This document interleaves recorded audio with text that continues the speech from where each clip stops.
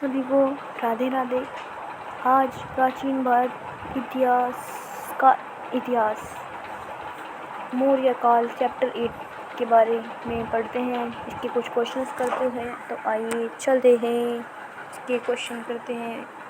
Question number 1 है, प्रथम भारतीय साम्राज्य किसने स्थापित किया था? ये किया था चंद्रगुप्त मौर्य ने। सेल्यूकोड्स की चंद्रगुप्त मौर्य के रूप में पहचान किसने की थी? विलियम जोस ने की थी। प्रश्न नंबर 3, क्वेश्चन नंबर 3, बिंदुसार ने अशोक को किस विद्रोह को समाप्त करने के लिए भेजा था? तक्षशिला।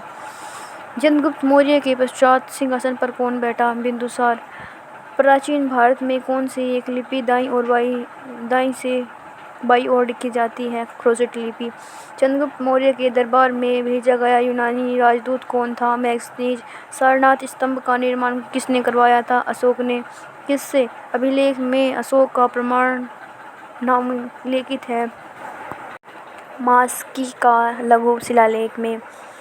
मौर्य मंत्रिपरिषद में कौन सा राजस्व एकत्रीकरण करने से संबंधित था? समाहर्त। प्रश्न संख्या 10, भाग एवं बलि थे राजस्व का स्रोत। अशोक के जो प्रमुख शिलालेख का संगम राज्य के विषय में हमें बताते हैं उनमें सम्मिलित है 2 और 13वां शिलालेख। प्रश्न संख्या 12, कौटिल्य का अर्थशास्त्र किससे संबंधित है? राजनीतिक जीवन से। वह संत जिसने अशोक को बुद्ध धर्म के प्रति आकर्षित किया था? उपगुप्त। शासक और उपनाम। प्रश्न नंबर 14, चंद्रगुप्त सेल्यूकोड्स का उपनाम था? बिंदुसार, अमीघात, अशोक, प्रियदर्शी, चाणक्य, विष्णुगुप्त। प्रश्न संख्या 15, अशोक का समकालीन तुर्म्य कहाँ का राजा था? मिस्र का। पाटलिपुत्र में स्थित चंद्रगुप्त का महल मुख्यतः बना था लकड़ी का। प्रश्न संख्या 17, टोलेमी सेकंड, टोलेमी द्वितीय, फिलोडोरस जिसके साथ अशोक ने राजकीय संबंध थे, कहाँ का शासक था? मिस्र का। निम्नलिखित में से कौन सा अशोककालीन अभिलेख क्रोसेट लिपि में है? सहबाजगढ़ी। किसके शासनकाल में डायमिक्स भारत आया था? बिंदुसार के। प्रश्न संख्या 20, अशोक ने बुद्ध होते हुए भी हिंदू धर्म में आस्था नहीं छोड़ी, इसका प्रमाण है?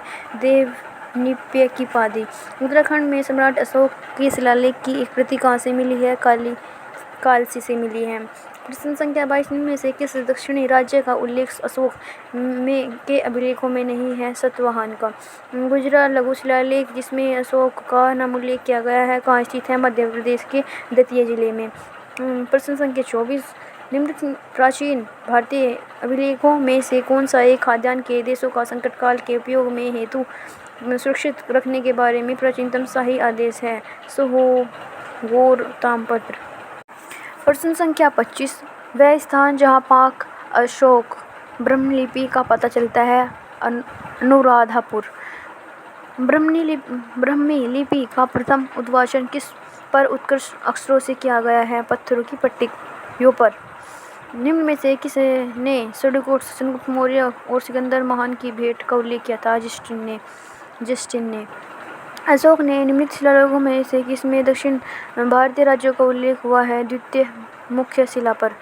जल की आवश्यकता को ध्यान में रखते हुए जिस प्रथम शासक ने गिरनार क्षेत्र में एक झील का निर्माण करवाया था, वह था चंद्रगुप्त द्वितीय। प्रश्न संख्या 30, मौर्य न्याय व्यवस्था में निम्न को नीचे दिए गए कूट के माध्यम से सम्मिलित कीजिए। धर्मशास्त्रीय देवानी न्यायालय कहा जाता था, और कंटक शोधन फौजीदार न्यायालय को कहा जाता था। प्रेष्टा फौजीदार न्यायाधीश और व्यवहारिक दीवानी न्यायाधीश। किस प्राचीन नगर में अश्वघोष कुम्हार स्थल से प्राप्त हुए? पाटलिपुत्र से।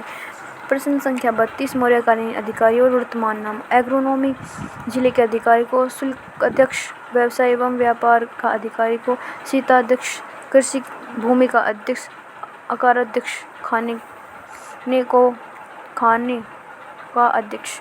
चाणक्य बचपन में किस नाम से जाना जाता था? देवगुप्त के नाम से। मौर्य काल में सीता का नाम से क्या तात्पर्य? राज्य की भूमि से आय प्राप्त आय। बराबरी पहाड़ी की गुफाओं के विषय में निम्न में से कौन सा एक सही नहीं है? ये अभिलेख ईस्वी पूर्व 6ठी शताब्दी के हैं। प्रश्न संख्या 36, निम्नलिखित में से कौन सा मौर्य युगनी अधिकार मापतोल का अध्यक्ष है? पोतवाध्यक्ष।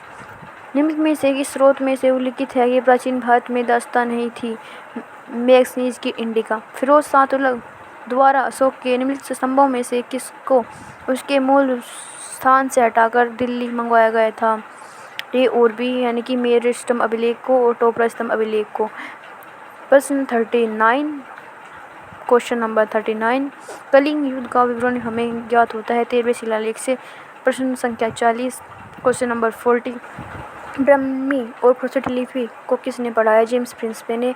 मौर्य काल में प्रचलित संस्थागत एवं संचार किससे संबंधित है? गुप्तचर व्यवस्था से। आई होप आपको ये वीडियो अच्छी लगी होगी। प्राचीन भारत का इतिहास चैप्टर 8 हमारा कंप्लीट हो चुका है। आप सभी को राधे राधे।